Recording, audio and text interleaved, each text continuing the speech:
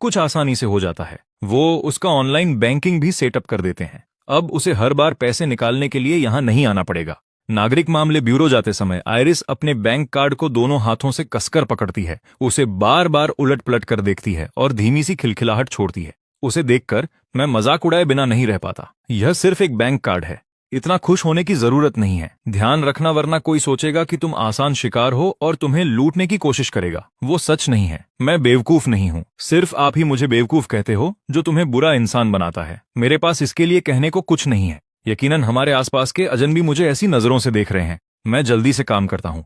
मैं सहज ही आयरिस के सिर पर अपना हाथ रख देता हूँ। अगर वो ऐसे ही चलती रही तो शायद मैं पुलिस के हाथों धर लिया जाऊंगा। जैसे ही मेरा हाथ उसे छूता है वो बिल्कुल शांत हो जाती है। फिर मुझे एहसास होता है कि मैंने हद पार कर दी है। मैं अपना हाथ खींच लेता हूँ और माफी मांगने लगता हूँ, लेकिन आयरिस बात पलटकर खुद को दोषी ठहराती है। नहीं नहीं, यह ठीक है, मैं बस बहुत ज्यादा उत्साहित हो गई थी। उस पल मेरा मन करता है कि मैं अपना हाथ ही काट डालूं। आयरिस इतनी असहनीय रूप से प्यारी लग रही थी कि मैंने बिना सोचे समझे उसके सिर को कुछ ज्यादा ही सहला दिया था। मैं कोई अधूरी सी सफाई देता हूँ, ये सोचकर कि मामला सुलझाने के लिए इतना काफी होगा, लेकिन आयरिस कुछ सेकंड सोचती है और फिर मुझसे पूछती है, तो फिर आपने मेरे सिर पर हाथ क्यों फेरा? उस सीधे सवाल ने मुझे निरुत्तर कर दिया, लेकिन उसके पूरी तरह से सच्चे चेहरे को देखते हुए मैं सोचता हूँ कि बेहतर होगा कि मैं सच ही बोल दूं। मुझे लगा कि तुम बहुत प्यारी लग रही हो, जैसे कोई छोटा जानवर। मैं खुद को रोक नहीं पाया। मैं परवाह न करने का नाटक करता हूँ और दूसरी तरफ देखने लगता हूँ। उसकी प्रतिक्रिया जानने के लिए चुपके से वापस देखता हूँ। वो बस एक धीमी सीओ की आवाज निकालती है और मुड़ जाती है, लेकिन मैं उसकी मुस्कान छिपाने की कोशिश करते हुए देख लेता हूँ। मैं इस बारे में ज्यादा नहीं सोचता, यही मान लेता हूँ कि उसे प्यारा कहे जाने की खुशी हो रही है। हम जल्द ही नागरिक मामले ब्यूरो पहुंच जाते हैं। लाइन पहले से ही लंबी है। आयरिस चारों ओर खुश जोड़ों को देखती है और बिल्कुल वही पूछती है जिसकी मुझे उम्मीद थी। क्या ये सब लोग यहाँ शादी करने आए हैं? शायद मैं बस इतना ही कहता हूँ। मेरी आखिरी इच्छा यह है कि मैं उसके दिमाग में और विचार डालूं। फिर आयरिस पास ही एक गंभीर चेहरे वाले जोड़े की तरफ इशारा करती है। उनके बारे में क्या? क्या वो भी शादी कर रहे हैं? हो सकता है वो यहाँ तलाक के लिए आए हों, या फिर कुछ और ही। सच कहूं तो मुझे नहीं पता। क्या आप चाहते हैं कि मैं जाकर पूछूं? जैसे ही मैं पास जाने का सुझाव देता हूं, आयरिस तुरंत सिमट जाती है। आप इस बारे में इतना कुछ जानते हैं? आपकी पक्का कई बार शादी हुई होगी। बकवास बंद करो। मेरी शादी कभी नहीं हुई। मैं भी पहली बार नागरिक मामले ब्यूरो आया हूं, तो क्या मैं कभी शादी करूंगी? शायद नहीं। यह इस पर निर्भर करता है कि तुम क्या चुनती हो। क्या मैं खुद किसी को चुन सकती हूं? उसकी आंखों में उम्मीद की एक किरण चमक उठती है, लेकिन वो उतनी ही जल्दी गायब हो जाती है। क्या कोई मुझे चुनेगा? उसका वो धीमा हारा हुआ सवाल मेरे अंदर कुछ सुलगा देता है। किसने कहा ये? माँ ने कहा था कि मुझ जैसी लड़की की शादी हो जाना ही एक आशीर्वाद होगा। मुझे लगता है वो सही कह रही थी। अगर कोई सच में मुझे चुनता तो मैं पहले से ही शुक्रगुजार होती। उसके हाथ व्हील चेयर पर कस गए हैं। मैं नजदीक जाता हूं और उसे स्थिर करने की कोशिश करता हूं। ऐसा सोचना बंद करो, तुम अद्भुत हो। इतनी अद्भुत कि जो भी तुमसे मिले उसे खुद पर शर्म आनी चाहिए। सच में, क्या यह सच है? अभी मुझे देखो। मुझे इतनी शर्म आ रही है कि मैं तुम्हारी तरफ देख भी नहीं पा रहा, अपराध बोध की वजह से। मैं अनजाने में नजरें चुरा लेता हूं। आयरिस एक पल के लिए चुप हो जाती हैं, फिर अचानक कहती है, मुझे लगा तुम्हें मुझे देखना पसंद है। ये कहना कि मुझे पसंद नहीं झूठ जैसा लगता है, लेकिन ये कहना कि मुझे पसंद है चीजों को उस दिशा में ले जाएगा जिसके लिए मैं तैयार नहीं हूं। मुझे बिल्कुल नहीं पता कि क्या जवाब दूं। गनीमत है कि आयरिस इस बात को और नहीं खींचती, लेकिन उसके सवाल अभी खत्म नहीं हुए हैं। क्या मेरा भी हाल उनकी तरह तलाक पर खत्म होगा? वो कितने उदास दिखते हैं, बिल्कुल वैसे ही जैसे माँ और पिताजी दिखते थे। वो हमेशा इतने उदास रहते थे, बिल्कुल वैसे ही जैसे जब वो लड़ा करते थे। मुझे नहीं पता। सच कहूं तो मेरा अभी अभी ब्रेकअप हुआ है। मैं कौन होता हूं किसी को ऐसा जवाब देने वाला? अपनी बर्बाद जिंदगी के बारे में सोचकर मैं खुद पर ही हंसता हूं, लेकिन एक उदासी मन में घर कर जाती है। तभी मुझे एक छोटा सा हाथ मुझे छूता हुआ महसूस होता है। उदास मत हो, तुम्हारे हाथ कितने बड़े हैं। जब वो मेरे सिर पर ऐसे टिकते हैं और उसे लपेट लेते हैं तो ये बिल्कुल मेरे दादाजी के हाथों जैसा लगता है जब मैं छोटी थी। तुम एक अच्छे इंसान हो, इसलिए तुम्हारे हाथ भी जरूर अच्छे ही होंगे। मैं जोर से हंसे बिना नहीं रह पाता। इस लड़की का दिमाग एक अच्छे इंसान होने का कनेक्शन अच्छे हाथों से कैसे जोड़ता है। लेकिन मुझे मानना पड़ेगा, आयरिस से मिलने के बाद से मेरा मन काफी हल्का महसूस हो रहा है। हमारी बारी जल्दी आ जाती है। इस बार मैं आयरिस के बोलने का इंतजार नहीं करता। मैं पहले खिड़की के पास जाता हूँ। नमस्ते। हम उसके विकलांगता भत्ते के बारे में पूछना चाहते हैं और साथ ही फाइल में भुगतान खाता अपडेट करना चाहते हैं। क्या आप कृपया प्रासंगिक दस्तावेज मांग सकते हैं? मैं आयरिस को कोहनी मारता हूँ जो अभी भी खोई हुई है। वो जल्दी से अपना बैग खंगालती है और दस्तावेजों का एक पुलिंदा निकालती है। ऐसा पहले एक बार कर चुकी होने के कारण इस बार वो इसे ज्यादा स्वाभाविक रूप से संभाल लेती हैं। लेकिन जब क्लर्क पूछता है कि खाता बदलने की जरूरत क्यों है, तो आयरिस फिर से जम जाती है। वो मेरी तरफ देखती है, लेकिन वो मुझ पर बोझ नहीं डालना चाहती। वो खुद शब्द निकालने की कोशिश करती है, लेकिन लंबी खामोशी के बाद भी कुछ नहीं निकलता। साफ है कि वो उस डर से अभी बाहर नहीं आई है। इसलिए मैं उसकी मदद के लिए आगे आता हूँ। उनकी दादी का हाल ही में देहांत हो गया है। ऐसी स्थिति में कृपया उसका प्रमाण दें और ये फॉर्म भरें। एक बार जब सब ठीक हो जाए तो बस यहाँ हस्ताक्षर कर दें। आयरिस आखिरकार राहत की सांस लेती है और फॉर्म भरने के लिए पेन उठाती है, लेकिन ये शांति ज्यादा देर नहीं टिकती। क्लर्क आगे झुकता है। क्या आप दोनों जोड़े हैं? क्या आप यहाँ रहते हुए पंजीकरण करना चाहेंगे? हम फिलहाल शादी के तोहफे के तौर पर खाना पकाने का तेल, साथ में एक पतीला और कुछ अंडे दे रहे हैं। मेरे पेट में खलबली मच जाती है। मैं लगभग भूल ही गया था कि हम नागरिक मामले ब्यूरो में हैं। मैं जल्दी से बताता हूं कि हम सिर्फ दोस्त हैं। साथ ही आयरिस की तरफ देखता हूं, जिसका भाव बदल चुका है। मुझे नहीं पता था कि उसका चेहरा पूरी तरह से लाल हो चुका है। अगर मैंने उसे समय रहते न रोका होता तो उसका पेन पेट से बाहर उड़ जाता। जाने से पहले मैं क्लर्क से एक और बात पूछता हूं। वो मुझे बताती है कि भत्ते का भुगतान सिर्फ 2 दिनों में होना है। मैं चैन की सांस लेता हूं। ये महीने के सिर्फ $5 हैं। लेकिन प्रिंट शॉप से मेरी $300 की नई मासिक सैलरी के साथ आयरिस कम से कम इस महीने भूखी तो नहीं रहेगी। नागरिक मामले ब्यूरो से निकलने के बाद मैं देखता हूं कि आयरिस अभी भी पहले वाले विषय पर अटकी हुई है, जैसे शादी उसके लिए किसी तरह की आपातकालीन चीज हो। क्योंकि दादी ने कहा था कि शादी करने के बाद कोई ना कोई हमेशा तुम्हारे साथ होगा, तुम साथ में खुश रहोगे। वो तुम्हारे गिरने पर लगी चोटों पर फूंक मारेंगे और वो तुम्हारी हर कमी को बर्दाश्त करेंगे। तभी मुझे एहसास होता है, शादी से जो कुछ भी वो चाहती है वो सिर्फ साथ है और कुछ नहीं। क्या तुम्हारी कोई पसंद भी है? तुम सिर्फ किसी ऐसे व्यक्ति के साथ पूरी जिंदगी नहीं बिता सकते जिसे तुम बर्दाश्त न कर सको। मैंने वास्तव में इस बारे में नहीं सोचा है, लेकिन दादी ने कहा था कि जब तुम किसी ऐसे व्यक्ति को ढूंढ लो जिससे तुम शादी करना चाहती हो, तो बस उन्हें घर बुलाओ और अपने खाने से उनका दिल जीत लो। मुझे कहना पड़ेगा, ये वाकई एक साहसी पारिवारिक परंपरा है। उसके खाना पकाने के बारे में सोचकर मैं चुपचाप उस बेचारे आदमी के लिए शोक मनाता हूं, जो भी वो हो। आयरिस साफ तौर पर मेरा हाव भाव देख लेती है और उसका आत्मविश्वास कम होने लगता है, लेकिन वो जिद करती है कि मैं इसे जरूर बहुत स्वादिष्ट बना दूंगी। हाँ हाँ बिल्कुल, मुझे तुम पर पूरा भरोसा है। अगर कुछ बुरा हुआ तो बस उसे खींच कर वापस ले आना और उसे खिला देना। यह सुनकर मैं कांपे बिना नहीं रह पाता। मैं आयरिस से अपनी पहली मुलाकात को याद करता हूँ। यह सुनकर लगता है कि वो मेरे ही बारे में बात कर रही है, लेकिन वो इतनी नासमझ दिखती है, इतनी मासूम कि मैं उसे परखने के लिए आगे पूछता हूँ, ये सड़क से किसी को उठाकर लाने से कैसे अलग है? मुझे उम्मीद नहीं थी कि आयरिस सिर हिलाएगी। ये उतना अलग नहीं है। क्या तुम जानती भी हो कि उस मुहावरे का क्या मतलब है? तुमने बस सिर हिलाया। दादी नेली ने मुझे बताया था। इसका मतलब है किसी मजबूत नौजवान को पकड़ना और उसे घर लाना, फिर उसे खिला पिलाकर मोटा करना। वो बूढ़ी औरत इस लड़की को आखिर क्या सिखा रही थी? मैं देखता हूं कि आयरिस के कान हल्के गुलाबी हो रहे हैं। तभी मुझे सब समझ आता है। आयरिस, क्या तुम्हें वाकई समझ आ रहा है कि तुमने क्या कहा? आता है। मैं बच्ची नहीं हूं। मैं जानती हूं कि मुझे क्या जानना चाहिए। उसका सिर और नीचे झुकता जाता है, लेकिन वो अपनी बात जारी रखती है, हमेशा की तरह जिद्दी। मैं ये भी जानती हूं कि कल रात तुम्हें घर लाना कोई अच्छा विचार नहीं था, लेकिन तब तुम बिल्कुल मेरी तरह दिख रहे थे। मुझे लगा तुम्हें भी किसी की जरूरत है। मेरी सांसें थम जाती हैं। मैं उसकी व्हीलचेयर को धक्का देता हूं और काफी देर तक खामोश रहता हूं, जब तक कि बात पूरी तरह समझ नहीं आती। वो शुरू से जानती थी कि मैं उसके साथ क्या कर सकता था, लेकिन मुझे सिर्फ अपने साथ कोई चाहिए था। आयरिस को इतना हारा हुआ देखकर, सब कुछ दांव पर लगाने के लिए इतना तैयार होना, बिल्कुल वैसा ही है जैसे मैं पहले हुआ करता था। लेकिन उसे इस तरह देखना सिर्फ मेरे गुस्से को और भड़का रहा है। किसने कहा कि कंपनी की जरूरत का मतलब है तुम्हें ऐसा कुछ करना होगा? क्या तुम्हारे मन में ये ख्याल नहीं आया कि अगर कोई और होता तो क्या हो सकता था? लेकिन आपने नहीं किया, क्योंकि मैंने बड़ी मुश्किल से खुद को रोका, क्योंकि मुझे लगता है कि मैं बेकार हूं। क्या तुम्हें वाकई लगता है कि जिसे बिना कुछ किए सब मिल जाए वो इसकी कद्र करेगा?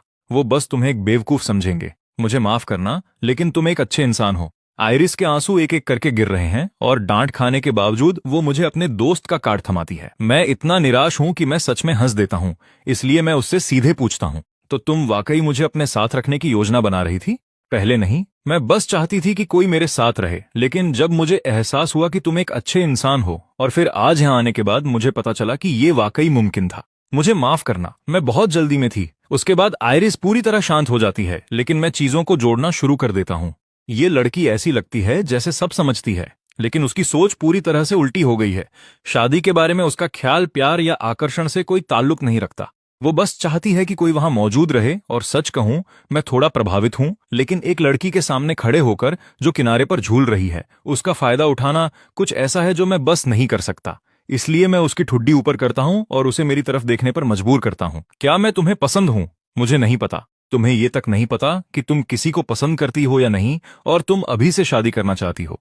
तुम बस वैसे ही शादी करना चाहती हो। क्या तुम्हें ये पूरी तरह से उल्टा नहीं लगता? आइरिस के होंठ कांपने लगते हैं जैसे वो रोने वाली हो। मुझे एहसास होता है कि मैंने उसके साथ बहुत सख्ती की है और अपना सिर खुजलाता हूं। क्या मैंने तुमसे वादा नहीं किया था कि मैं भागूंगा नहीं? तो फिर क्यों नहीं? एक बार जब तुम साथ को अलग कर दो तो ये समझने के लिए कुछ समय लो कि क्या मैं वाकई इसके लायक हूं, और साफ तौर पर सोचो कि तुम उसकी आंखें फिर से चमक उठती हैं जैसे कहीं नई जगह जाने के लिए दरवाजा खुल गया हो। मैं आ भरते हुए उसके बालों को सहलाता हूं। जाहिर है तुम्हारे पैर काम नहीं करते। इसका मतलब ये नहीं कि तुम मर रही हो, तुम्हारे पास बहुत समय है। लेकिन आइरिस कोई प्रतिक्रिया नहीं देती। उसका चेहरा सिर्फ लाल होता जाता है। मुझे एहसास होता है कि मैंने क्या कर दिया है। मैं जल्दी से पीछे हटता हूं और इतना साहसी होने के लिए माफी मांगता हूं, लेकिन आइरिस बस एक पल के लिए रुकती है, फिर चुपचाप कुछ ऐसा कहती है जो मेरे अंदर गहरे में कुछ हलचल पैदा कर देता है। तो अगर मैं समझ जाऊं तो क्या तुम मुझे चुनोगे? ये कहने के बाद वो चिंतित होकर अपने पैरों की तरफ देखती है। उसके अंदर का असुरक्षा भाव हर तरफ छलकने को है, लेकिन अगले ही पल उसकी व्हीलचेयर अचानक हिलने लगती है। ये मैं हूं। मैं रफ्तार बढ़ाता हूं और उसे आगे धकेलता हूं। चलो चलो, किराने की खरीदारी करने चलते हैं। तुमने कहा था कि तुम मुझे पकड़ रही हो, है ना? तो मेरा इस्तेमाल भी कर ही लो। आइरिस एक हल्की आवाज निकालती है, शायद पीछे मुड़कर देखना चाहती हो कि मैं नाराज तो नहीं, लेकिन वो कई सेकंड तक हिचकिचाती है और पीछे नहीं मुड़ती। आखिरकार वो धीरे से हंसती है और फुसफुसाते हुए वही दोहराती है जो मैंने कहा था। कर ही लेती हूं, क्योंकि मैंने तुम्हें पहले ही पकड़ लिया है। मुझे कहना पड़ेगा, जब ये लड़की नासमझ होने का अभिनय करती है तो वो वाकई काफी प्यारी लगती है। मैं खुद को रोक नहीं पाता। मैं झुकता हूं और फिर से आइरिस के गोल मटोल सिर को थपथ पाता हूं, इस बार बिना किसी बहाने के। मैं बस ऐसे व्यवहार करता हूं जैसे कुछ हुआ ही नहीं। तुमने फिर से मेरे सिर को क्यों थपथ पाया? मैंने तो कर दिया। तुम इसके बारे में क्या कर लोगी? वैसे भी तुमने मुझे ऐसे पकड़ा जैसे मैं तुम्हारा ही हूं। क्या मैं एक बार तुम्हारे सिर को थपथपा भी नहीं सकती? आइरिस अपनी ठुड्डी थोड़ी ऊपर उठाती है। उसकी आवाज में थोड़ा आत्मसंदेह कम है। तो क्या इसका मतलब ये है कि तुम्हें लगता है कि मैं प्यारी हूं? अरे यार, इस लड़की को टालना और मुश्किल होता जा रहा है। ये देखकर कि मैं जवाब नहीं दे रहा, आइरिस बस आगे बढ़ जाने का फैसला करती है। मुझे लगता है तुम भी काफी प्यारे हो, तो क्या मैं तुम्हारे सिर को थपथपा सकती हूँ? उसकी आंखें उम्मीद से भरी हैं। मेरा दिमाग बंद हो गया है। क्या वो हमेशा इतनी सीधी होती है? और वो इस नतीजे पर कैसे पहुंची कि मैं प्यारा हूं? सिर्फ तब जब तुम नाराज थे। क्या तुम्हें डांट खाने का कोई शौक है? तुम इसे चेक करवा सकती हो, मुझे नहीं है। मैं बस इतना जानती हूं कि तुम नाराज हुए क्योंकि तुम मेरी परवाह करते हो। तो भले ही मुझे डर लगा, मुझे फिर भी तुम बहुत प्यारे लगे। और तुम कह रहे हो कि तुम्हें डांट खाने का शौक नहीं है। मुझे नहीं है। तुम जानते हो मैं सबसे धीमी हूं और तुम फिर भी मुझे परेशान करते हो। अब मैं बात नहीं कर रही। जैसे ही आइरिस घबराती है, उसके शब्द लड़खड़ाने लगते हैं। अंत में वो बस अपने गाल फुला लेती है और मुंह बनाकर चुप हो जाती है। लेकिन मेरा ध्यान सड़क के किनारे एक फोन शॉप की तरफ चला जाता है। मैं एक पल के लिए हिचकिचाता हूं। आइरिस को वहीं रुकने को कहता हूं, फिर एक गहरी सांस लेकर अंदर जाता हूं। कुछ देर बाद मैं बाहर आता हूं और आइरिस की तरफ एक छोटा सफेद बॉक्स उछालता हूं। क्या ये मेरे लिए है? वो उसे खाली नजरों से घूरती है, काफी देर तक हिलती भी नहीं, बस उसे पत्थर की तरह देखती रह जाती है। बेशक ये तुम्हारे लिए है, वरना मैं वहां क्यों जाता? इसे पहले बहुत सख्त होने के लिए माफी के तौर पर समझो। मैं खुद को उसकी तरफ सीधे देखने लायक नहीं बना पा रहा। ये बिल्कुल वैसा ही है जैसे पहली बार मैंने किसी लड़की को तोहफा दिया हो। ये बहुत ज्यादा है, मैं इसे स्वीकार नहीं कर सकती। ये उतना ज्यादा नहीं है। ये सबसे सस्ता मॉडल था, महंगे वाले वैसे भी मेरी पहुंच से बाहर थे। आइरिस छोटे बॉक्स को देखती हैं। साफ है कि वो खुश है, लेकिन वो अभी भी फोन वापस करने की जिद करती हैं। मैं जानबूझकर एक कदम पीछे हटता हूं और खुद को उसकी पहुंच से बाहर कर लेता हूं। फिर आइरिस वाकई अपनी कुर्सी को मेरी तरफ धकेलती है ताकि मुझे पकड़ सके। मुझे डर है कि कहीं वो गिर न जाए। मैं उसे मनाने की कोशिश करता रहता हूं। देखो, तुमने तो खुद को एक रसोइया चुन ही लिया है। अगर तुम्हारा आदमी तुम्हें फोन दिला दे तो ये सिर्फ इसलिए है ताकि वो तब वापस आ सके जब तुम्हें भूख लगे। सोचो इसके बारे में। क्या तुम्हें इसे पास नहीं रखना चाहिए? क्या वाकई ऐसा होता है? हाँ हाँ, बिल्कुल। और वैसे भी अगर तुम पैसे कमाना शुरू करना चाहती हो तो तुम्हें इसकी जरूरत पड़ेगी। जब तुम पर्याप्त कमा लोगी तो तुम हमेशा मुझे वापस कर सकती हो। ये कैसा रहेगा? इतनी बहस के बाद आइरिस अनिच्छा से फोन स्वीकार कर लेती है, लेकिन वो कसम खाती है कि जब वो पैसे कमाएगी तो वो मुझे जरूर चुका देगी। अब तक काफी देर हो चुकी है। मैं फिर से व्हीलचेयर पकड़ता हूं और किराने का सामान खरीदने निकल जाता हूं। जैसे ही खाने की बात आती है, आइरिस का उत्साह बढ़ जाता है, लेकिन एक सेकंड बाद वो कुछ सोचती है और अचानक चिंतित हो जाती है। तुम मुझे ये फोन दोगे और फिर गायब हो जाओगे, है ना? मैं नहीं होऊंगा। तो तुम कब तक रुकोगे? खाने के बाद फिर पूछना। पतझड़ का आसमान जल्दी काला हो जाता है। अटारी की खिड़की से ढलती रोशनी एक ऐसी शांति में बदल जाती है जो कहीं और नहीं मिलती। आयरिस आराम से पीछे बैठ जाती है। उसका छोटा पेट थोड़ा उभरा हुआ है। वो एक आलसी जमाई के साथ अंगड़ाई लेती है। उसकी शर्ट का पतला कपड़ा इतना ऊपर उठ जाता है कि एक नरम सा घुमाव दिखने लगता है, और जैसे वो अंगड़ाई लेती है, किनारे के नीचे से पीली त्वचा का एक टुकड़ा दिखाई देता है। उसका पतला शरीर बस एक पल के लिए पूरी तरह से सामने था। मैंने हाल ही में गौर किया है कि वो मेरे साथ काफी सहज हो रही है। वो मेरा घूरना पकड़ लेती है और जल्दी से अपना पेट ढंक लेती है। तुम क्या देख रहे हो? मैं उसकी पतली कमर को घूर रहा था और मुझे अपना गला खिंचा हुआ महसूस होता है। देखने लायक कुछ भी नहीं है। तुम इतनी पतली हो, ये काफी चिंताजनक है। पतला होना अच्छा है। आयरिस अपना निचला होंठ बिना माने आगे कर लेती है। ओ, अब तुम मेरे सामने इतरा रही हो। मैं पहले से ही मुस्कुरा रहा हूं। तुम्हारे उस शरीर के साथ तुम्हें हवा वाले दिन बाहर निकलने के लिए बिजली के खंभे को पकड़ना पड़ेगा। तुम्हें प्यारी दिखने की चिंता कम और खाने की चिंता ज्यादा करनी चाहिए। मेरा पेट भरा हुआ है। हा हा। आयरिस अपने पेट को सहलाती हैं, एक ऐसी गर्माहट के साथ मुस्कुराते हुए जो पूरे कमरे को भर देती है। उसके लिए पेट भरा होना दुनिया की सबसे बड़ी खुशी हो सकती है। क्या तुम्हारा पेट भर गया? मैं दोबारा चेक करता हूं। आयरिस मजबूती से सिर हिलाती है और उसकी आंखें चमक उठती हैं। क्या इसका मतलब है कि मैं अब पूछ सकती हूं? मैं ध्यान देता हूं और उसके शुरू करने से पहले ही उसे टोक देता हूं। चूंकि तुम्हारा पेट भर गया है, मैं निकल रहा हूं। मैं तुम्हें कल फिर खिलाने आऊंगा। तुम धोखा दे रहे हो। वो सही कह रही है। मैं बस उस सवाल से भागना चाहता हूं जिसे मैं पहले टालने में कामयाब रहा, कि क्या मैं उसे चुनूंगा। अंदर ही अंदर मुझे जवाब पता है, लेकिन अपनी जिंदगी का कबाड़ा देखकर मैं खुद को भी नहीं समझ पा रहा। मैं बदले में उसे क्या पेशकश कर सकता हूं? ज्यादातर बच्चे जो बिना किसी सहारे के बड़े हुए, वो अपनी हड्डियों में शर्म लेकर चलते हैं। मैं सामने खड़ी इस नासमझ लड़की से बेहतर कैसे हूं? लेकिन मैं इससे इनकार नहीं कर सकता। अभी मेरे अंदर कुछ उग्र हलचल हो रही है। मुझे पैसे चाहिए। मुझे वो आत्मविश्वास चाहिए जो एक इंसान को गर्व से खड़ा होने की ताकत दे और अपनी शर्तों पर जिंदगी जीने की आजादी। लेकिन फिलहाल बस इतना ही है। एक ख्याल आयरिस मेरी धुंधली होती आंखों को देख लेती है। वो अपना मुंह खोलती है और बिना एक शब्द कहे बंद कर लेती है। मैं उसे झटक कर जाने के लिए मुड़ता हूं। क्या तुम नहीं जा सकते? मैं रुकता हूं। सच में मुझे नहीं पता कि उसने मुझसे कितनी बार रुकने के लिए कहा है, लेकिन इस लड़की के लिए जो मुझे छोटी आवारा बिल्ली की याद दिलाती है, मैं हमेशा थोड़ा और सब्र ढूंढ लेता हूं। मैं अपना सिर घुमाता हूं। इस बार क्या है? मैं अपनी आवाज को सामान्य रखता हूं। तुम्हारे पास रहने के लिए कोई जगह नहीं है ना? आयरिस मेरी तरफ देखना चाहती है, लेकिन सिर उठाने की हिम्मत नहीं कर पा रही। तुम्हें कैसे पता चला? मैं काफी देर तक शांत रहता हूं, फिर एक आह भरता हूं जो काफी हद तक हार मान लेने जैसा है। तुम महक रहे हो। आयरिस फुसफुसाती है। तभी मुझे एहसास होता है, कल बारिश में भीगने के बाद से मैंने न तो कपड़े बदले हैं और न नहाया हूं। मैं फिर भी अपनी बात पर कायम रहने की कोशिश करता हूं। शायद मेरी आदत ही थोड़ी बिखरी हुई है। कोई बिखरा हुआ इंसान उस रसोई को इतना चमका नहीं सकता। इसकी बात में दम है। ठीक है, तुम जीती, पर फिर भी यह सही नहीं है। मैंने अपनी बात जारी रखी। क्या तुमने सोचा भी है कि मैं कहां सोऊंगी? मैं तुम्हारे बिस्तर पर तो नहीं सो सकता। अगर मैं जमीन पर चटाई बिछा भी लूं, तो आधी रात को जब तुम्हें वॉशरूम जाना हो तो क्या होगा? और क्या तुम वाकई यकीनी तौर पर मुझ पर भरोसा कर सकती हो कि मैं कोई हरकत नहीं करूंगा? मेरी आवाज नरम पड़ गई। मैं जानता हूं तुम क्या कर रही हो। तुम्हें मुझ पर तरस आ रहा है। आयरिस ने ईमानदारी से सिर हिलाया। फिर उसने सिर झुकाकर पूछा, तो क्या इसका मतलब यह है कि तुम मान रहे हो कि तुम्हें मुझसे प्यार है? मेरा गला रुंध गया। मैं अनजाने में पीछे हट गया। यह लड़की बहुत तेजी से आगे बढ़ रही है। मैंने अपनी उंगलियां जोर से माथे पर टिका लीं। मैंने माथा दबाया। मैं इसका सीधा जवाब नहीं देना चाहता था, पर मैंने इसे नकारा भी नहीं। देखो, क्या तुम उन मासूम आंखों से मुझे देखना बंद कर सकती हो और उसी लहजे में ऐसे सवाल पूछना बंद कर सकती हो? जब तुम ऐसा करती हो तो मुझे लगता है कि मैं कोई बुरा इंसान हूं। आयरिस ने नजरें फेर लीं। तो मुझे क्या करना चाहिए? ठीक है, माना। मैं मानता हूं कि तुम खूबसूरत हो, बिल्कुल बेदाग, कभी कभी थोड़ी परेशान करने वाली, पर एकदम सही मायनों में प्यारी। जिस भी लड़के में जरा भी एहसास होगा, उसके मन में ख्याल तो आएंगे ही। मैं 2 कदम आगे बढ़ा और झुककर उसकी आंखों में देखा, पर इसीलिए मुझे खुद पर काबू रखना पड़ रहा है। क्या तुम समझ रही हो? मैं समझ गई। आयरिस ने तुरंत सिर हिलाया। फिर उसने सिर झुकाकर पूछा, तो क्या इसका मतलब है कि अगर मुझे तुमसे पहले प्यार हो जाए तो तुम्हें और कोई पछतावा नहीं होगा? मेरा दिमाग सुन्न पड़ गया और फिर मेरे स्तब्ध खड़े रहने के दौरान कुछ नरम और कोमल मेरे गाल से आ लगा। जब तक मुझे होश आया, मैंने उसे अपना चेहरा तेजी से पीछे खींचते देखा, जो देखते ही देखते लाल हो रहा था। पर उसने खुद को संभाला और हट के साथ मुझे देखने लगी, जैसे वह जवाब मांग रही हो। मैंने बिना सोचे अपने गाल को छुआ।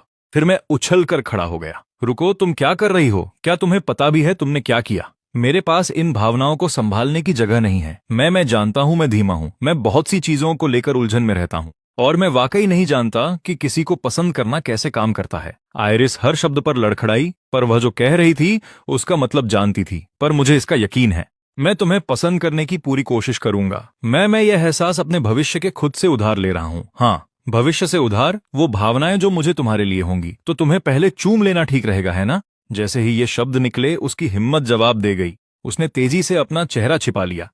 मैं पूरी तरह से हक्का बक्का रह गया। मेरा दिमाग जैसे गर्म हो गया। काफी देर की खामोशी के बाद मैंने किसी तरह एक वाक्य कहा, क्या तुम ऐसा कर सकती हो?